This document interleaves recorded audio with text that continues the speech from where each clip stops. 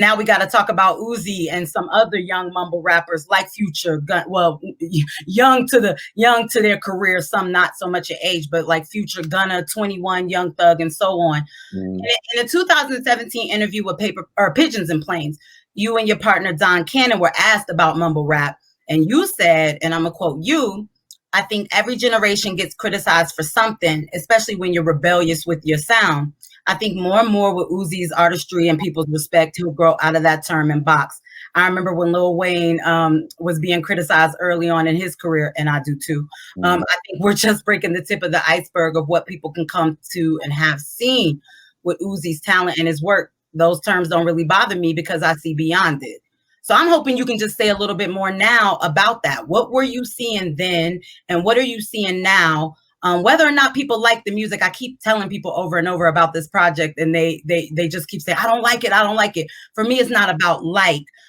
So whether or not people like the music, what do you think they could or should appreciate about what this generation is doing with so-called mumble rap and how it shifted the culture for the past decade? I charted back to Future, really. I named Gucci as the godfather, but when Future kicked off about a decade ago, that's when you start to see a lot of these so-called mumbling rappers come out. So I'm just curious, when you saw it, why didn't you sort of take the position of, oh, this is bullshit, I don't know what they saying, I can't understand this bullshit, I'm too old for this?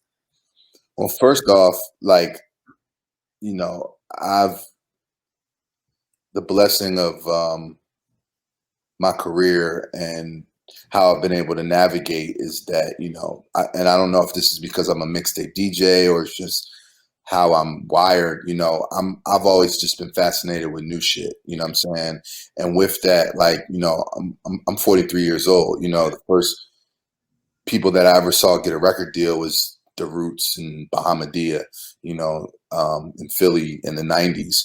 So for me, it's like, you know, I've been a part and seen many genres and generations of hip hop, you know what I'm saying? And, you know, I'm thankful that, and again, because I'm a DJ, regardless of my age, I don't get caught up in this period is better than this period. Me either.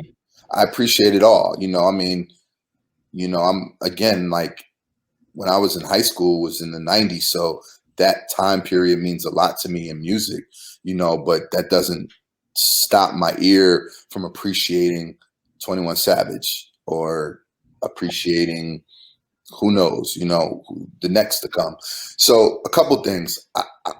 I feel like when I think about the origins of mumble rap, right? So you talk about those guys, and clearly they are the, you know, you think about Uzi, Playboy Cardi, Yachty, maybe Migos too. You know, these are some of the names we discuss when we talk about mumble rap.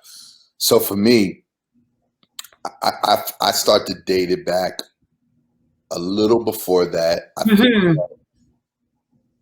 I think that, you know, Kid Cudi and 808 and Heartbreaks was a very monumental moment in hip hop, and it was around the time when a lot of things started to change. Sounds changed, you know, emotions changed, you know, and like a lot of people will say that 808 and Heartbreaks was the precursor to So Far Gone. You know what I'm saying? Like, if there was no 808 and Heartbreaks, there would be no So Far Gone. So again, around this time, we're getting Kanye and Cudi using a lot of auto-tune. You know, then Drake comes along and builds on top of that and, you know, really kind of changes the sound.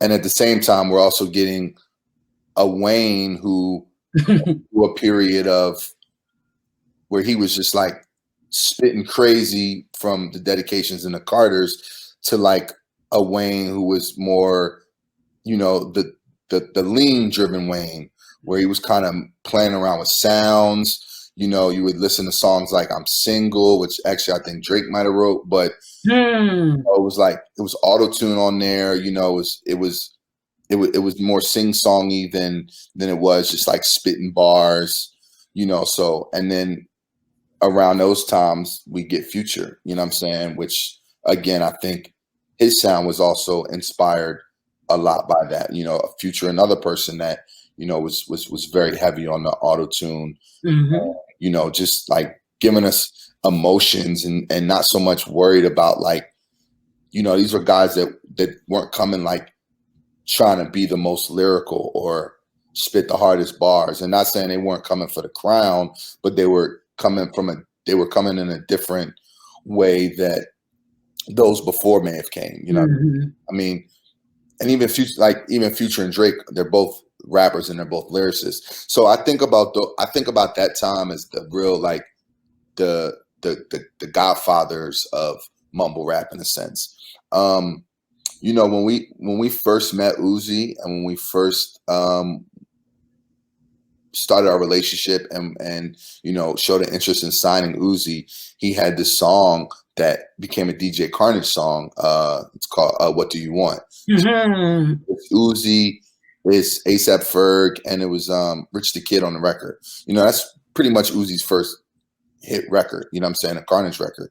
Before it was Carnage's record, it was Uzi's record that he gave to Carnage, and the song was called Thugger Voice, which was basically, you know, Uzi paying homage to Young Thug and emulating his sound. And you know, if anybody goes back and listens to early Thug, you can clearly hear, you know, the inspiration from Wayne into Thug, and Thug pretty much like capitalized on the, you know, the lean driven type of, you know, melodic Wayne that was happening instead of what was the most like lyrical Wayne. So, you know, you get this generation between like 2011, 12 to 2015 who are just like kind of developing different sounds. You know, they're playing with auto tune. You know, these kids are, you know, clearly after 808 and Heartbreaks and then after So Far Gone, it made it very much more accessible and open to talk about your feelings. Yes. More emotional on records, you know what I'm saying? Which, you know, which we didn't have before. We didn't. Kanye was king of that, and then, you know, Drake took it from him. And I feel like, you know, that is the, you know, that's the start of the conversation of mumble rap. You know, when we talk about the Migos, like there was a time in a space where I feel like 95% of the rap game was emulating, you know, Quavo's sound, or the Migos sound, or their flow, or their delivery, and they were kind of, you know, taking that and running with it, and not even giving them the credit per se. Right. So, you know, what's interestingly enough about this time and it being, you know, from wherever it came, you know, I feel like you're right. Like the term mumble rap, started in a disrespectful way. You know what I'm saying? It was coined to like say like, we don't know what these guys are saying. Like they're mumbling, but it sounds good and people are loving it. You know what I mean? And in a lot of ways, like, yeah, there's records you can listen to from numerous guys that I mentioned that, you know, just have a lot of melodic sounds, you know, and they're playing with words, they're playing with, you know, their voices in a lot of ways. And it's not respectably Kendrick Lamar, Drake, J. Cole raps, you know? Right. But, you know, and, you know, we can't forget Travis Scott, you know, another guy who came in and kind of like just really started playing with sounds and doing that. And what's interestingly enough is that let's talk about Double XL freshman class, right? So we go through the freshman class, and I feel like, you know, every year they're pretty much like 5 for 10. If there's 10 on the cover, 5 are going to make it, you know, then 5 might be to the wayside. The year 2016, it was probably one of the most memorable freestyles that people talk about all the time. That was the year that Kodak, Uzi, Yachty, 21, still here, G Herbo, who am I missing? And, you know, I mean, Little Dicky, Davies, who are doing their things on the acting side as well. You know, if just with those guys that I just named, like, you know, those are the guys that are at the forefront of rap music. You know what I'm saying? And this is, quote, what they were calling mumble rap. And this is 2016. It's 5 years ago. You know, like 5-10 years in hip hop is that's a long time. And like, you know, the lifespan of an artist, we don't know. It's like a football player. You know, you might get a couple years and then, you know what I'm saying, you got to hang up your helmet. You know what I mean? So the fact that, you know, Thug and Uzi and Yachty and 21 and, you know, are still here and still dominant in the way that they are. And then people, you know, someone like Uzi who's, you know, did a collaboration album with Future, somebody who I'm sure he looked towards, or, you know, Thug and Vert working together. Like, it just, you know, for me, it's like, I knew at the time, I know now, like, the things that people get criticized for, like, you just gotta, you know, you never want to be that guy. You know what I'm saying? I never want to be that guy. I certainly don't. You know, and I just, so I'm always here to embrace what that the generation of now is doing. I mean, you know, no pun intended, but that's why we have generation. Yeah. Like, it's really about, you know, it's really that's what hip hop is built upon. It's built upon the youth. You know, I mean, thankfully and gracefully, hip hop is turning 50 in a couple years. Yes. And, you know, older generation can still maintain. I mean, I'm 43 myself, you know, and I'm still out here and blessed. But, you know, I'm also thankful that I'm able to, like, to navigate through the culture, whether it's, you know, being next to these guys or being in the club playing their music, however, but just really seeing it, you know. And I like, kudos to somebody like 21, like, you know what I'm saying, who people probably would have never thought would be in this position. And, like, don't be surprised in 5 years from now, 21 Savage has a fucking cooking show on A&E, has a reality show on this channel, like, you know. And it's no different from us looking at T.I., you know, who was, you know, the Rubber Band Man, who was talking the Dope Boys in the Trap, who, you know, then became, you know, Tip Huxtable, you know, Family Hustle. And I talk about that all the time, like, or Ice Cube. Who would have ever thought Ice Cube a movie called, you know, Are We There Yet? You feel what I'm saying? So, you know, when you look at these guys, and, you know, and 21's a great example. Like, I can already see it in like another 10 years. He's going to be a darling of the world. You know, your grandmom's going to be talking about 21 Savage. And that's just that's just an ode to how hip hop works, and an ode to like sometimes we got to get out of our own way, man. I think so. You just got to embrace the youth, like, in all aspects, you know, and I'm glad that people like Uzi and Cardi, like, you know, they played off the mumble rap thing. Like, they didn't let it bother them. They did. You know, they embraced it for what it was, because they knew where they came from. They knew the students of the game. Like, Uzi's from Philly. Like, he's a real rapper. You feel what I'm saying? But he was also smart enough to be able to navigate to what he knew his fans were going to like, and to play with sounds and words to be where we at. And just to a point you made earlier, because I'm 39, so I'm not that much younger than you. And I think about my grandfather who played saxophone, my father who played bass guitar, lead guitar, and was a singer, and the ways that they responded to rap music back when I was falling in love with it, right? Mm-hmm. A lot of it they couldn't understand. They used to say, "Speak up, I can't hear you. What you saying? All that mumbly bumbly." You know what I'm saying? I was thinking about that today. My dad, I remember my dad told me, I was going to ask him if he remembers this, but he told we used to live on the street called Rubicam Street, which is in Germantown. Yeah. So it had to be mid 80s, but I remember him telling me, like, it's not gonna last. Not gonna last.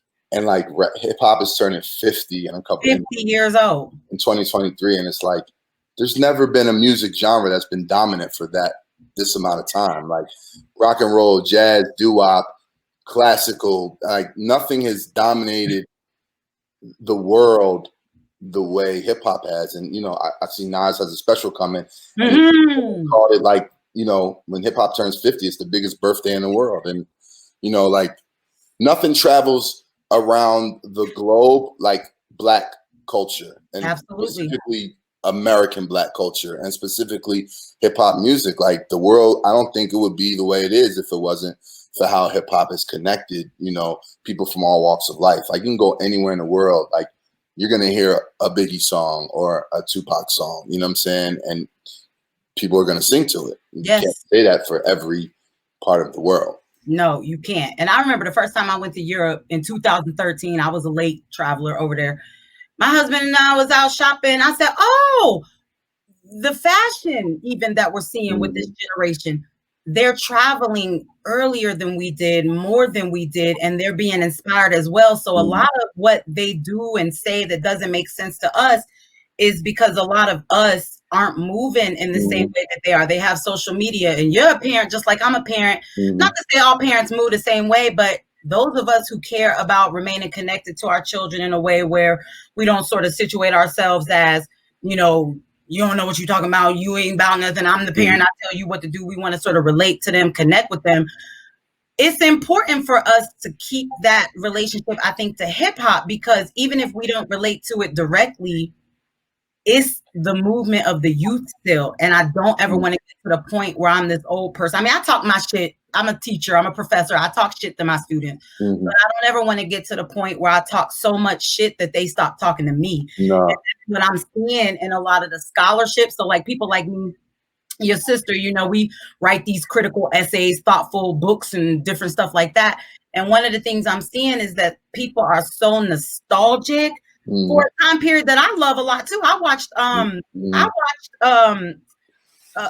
the damn 3-6 movie and the Jay-Z documentary over and over. But I think the nostalgia is a little bit dishonest because, like we were saying earlier, our elders didn't understand what we were saying, so they're, you know, this is not new. Well, you know what's crazy too, just to that point, is like I noticed when we were first doing runs with Uzi, a lot of the DJs and the program directors, they would tell me they got hit because of their kids, you know, and I was like watching it, you know, and you know, I'm probably closer in age to a lot of the older DJs, or you know, the people kind of in power at these radio stations and stuff, and they were telling me like, yeah, my team put me on, and they had to like double back and be like, oh, okay, you know what I'm saying? So, you know, yeah, I feel like if anybody in the business, if you have kids, like if you're not using your kids to your advantage, like you're doing something wrong. You know, those are the best A&Rs at times. Hey, that's a good way to put it. I should tell my kids that, you know, but then they're gonna be asking for money for it.